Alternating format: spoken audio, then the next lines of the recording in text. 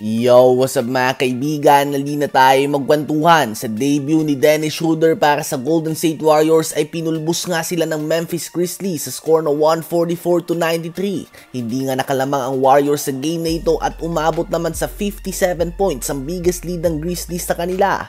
Si Stephen Curry ay nagtala ng 2 points, 2 turnovers, and 1 assist on 0 of 7 shooting sa field and 0 of 6 shooting sa 3-point line. Negative 41 din nga siya sa 24 minutes of playing time. Probably his worst game mga kaibigan. Si Draymond Green naman ay naglaro ng 19 minutes at nagtala siya ng 0 points, 0 rebounds, 0 assists, 4 turnovers, and 4 fouls. At 5 points, 5 assists, 4 turnovers naman si Dennis Schroeder on 2 of 12 shooting sa field. Sa game na ito ng Warriors ay tila ba sinampal sila ng katotohanan. Hindi ang pagdagdag ng isang borderline all-star Dennis Schroeder ang magiging sagot sa problema nila. Hindi nga mawawala ang problema nila sa pagdagdag ng isa na namang guard sa kanilang malalim na lineup. Big man nga ang kailangan nila.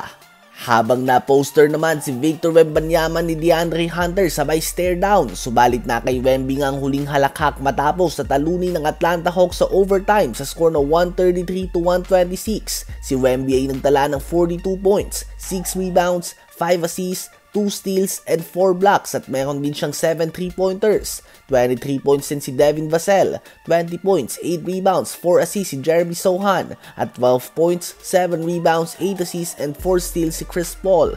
Sa Atlanta Hawks naman ay 27 points, 6 rebounds si DeAndre Hunter, 23 points, 16 assists si Trae Young, 20 points, 9 rebounds, 2 steals, and 3 blocks si Jalen Johnson, at 21 points, 13 rebounds si Larry Nance Jr. Gumawa naman ng 34 points and 6 rebounds si Jalen Green upang pangunahan ng Houston Rockets sa 133-114 win laban sa New Orleans Pelicans. 26.7 rebounds din ang ambag ni Dillon Brooks at 23 points, 9 rebounds, and 7 assists si Sengun.